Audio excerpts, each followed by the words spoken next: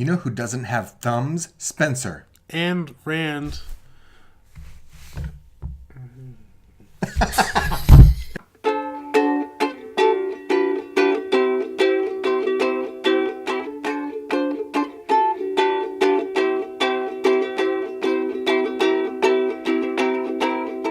How are we going to end this episode, homie? All right.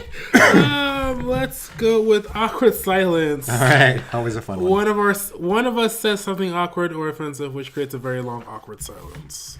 All right. So, let me tell you something, buddy. All right. I'm not a crafty person. And by crafty, I mean I'm not a guy who is good at building things or making things. Okay. And I once took a shop class. And I decided... That's the definition of creative. I know. I took a shop class because it was something I wanted to be good at. Kind of like how I've always wanted to be good at drawing, but I never have been. Yeah. Other than these stick figures I use in this channel, which isn't really that. I mean, it's not like people are going to mistake me for Michelangelo. Oh, my goodness. I mean, the L started somewhere, you know? Yeah, I guess.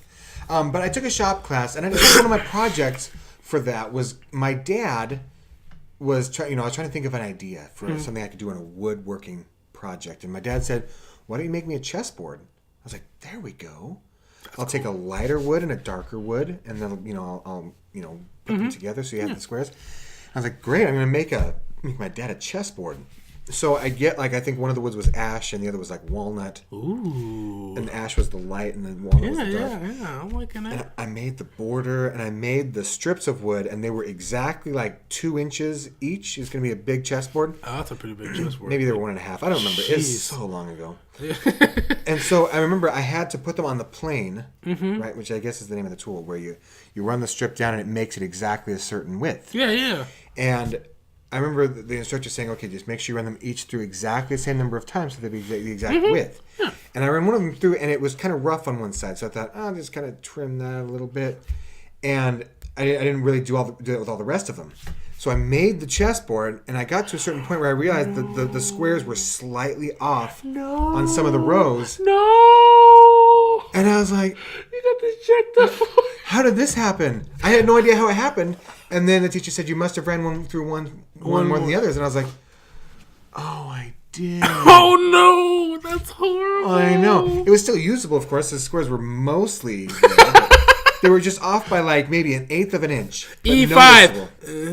It's like off to slightly my pawn will take your bishop. Oh wait, it can't because it needs to go diagonal, and diagonal means it's hard. It's like ooh no.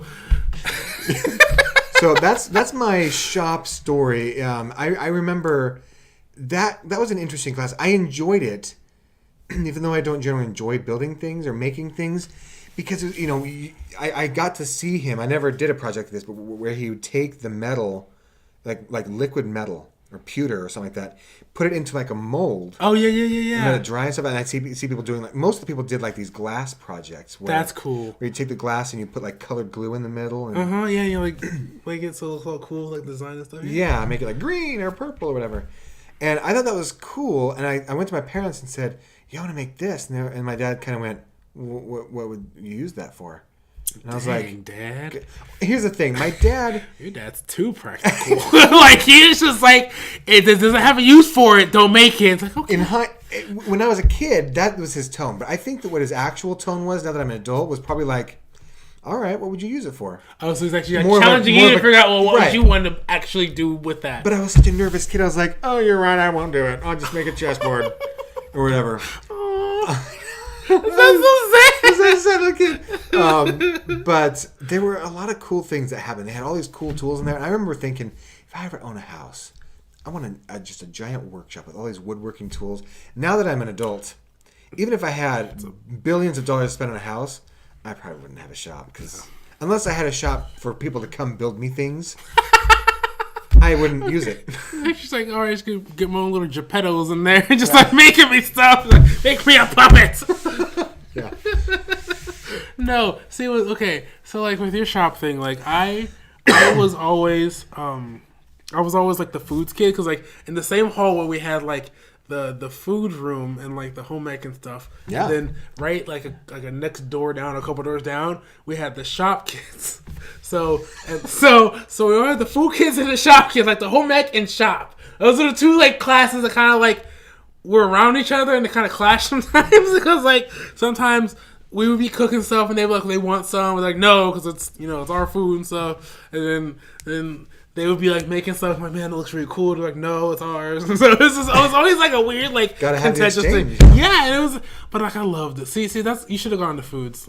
Like, actually, I did take a home ec class, and just a quick story about that. My partner in home ec, because we were partnered together. I was one of the only boys in the class, which is for some reason typical. It's really weird because more boys should take. I liked the class. A, you get to cook stuff, which is kind of fun. B, you get to eat food.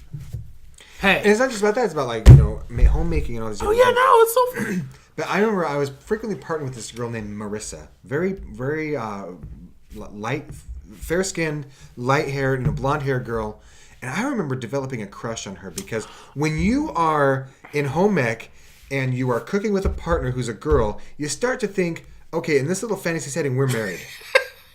Your own little like section there, your own little stove. You're just like, this is life. This is my wife, and she's pretty. Yeah, she was pretty. She still is. She's a beautiful girl. But I just remember kind of developing an unintentional crush on her because it was like she was my class wife. Class wife? I don't know if that. I mean, I should just go tell your real wife that.